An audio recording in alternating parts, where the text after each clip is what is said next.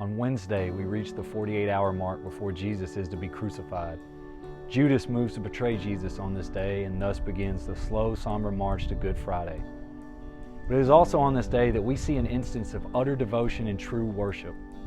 Jesus is anointed by Mary at Bethany in an extravagant gesture as she anoints his head using an expensive burial ointment fit for a king. The disciples are angry at what they view as decadent, and they complain and cry out.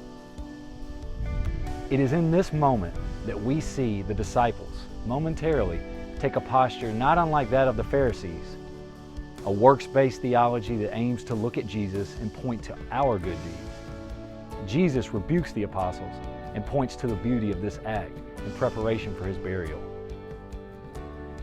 We are not called to look for deeds to earn God's favor or engage in half-hearted religious protocols, but rather we are made to engage in wholehearted worship and adoration of our loving Lord, who in this very moment was preparing to make a way for our salvation.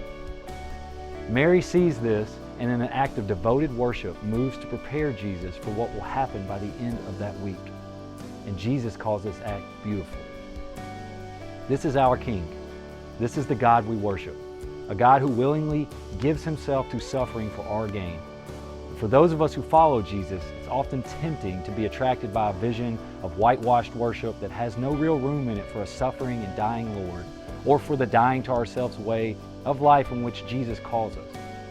So let us resist the temptation during this season to only shout happy major key praise songs, but let us also sing sturdy minor key ballads that reflect on the injustice of Jesus' suffering and death. Let us treat Jesus' death not as a mere temporary exception in the story of divine glory, but rather let us lift it up as the supreme example of it. Because we know death is not the end of the story.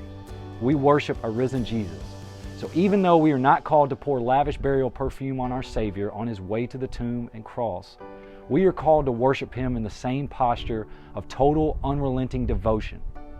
This is our humble King who willingly goes to the cross for us, a King worthy of our complete worship. And we worship a Lord whose power is made perfect in weakness, whose glory shines especially brightly as he offers himself on the cross.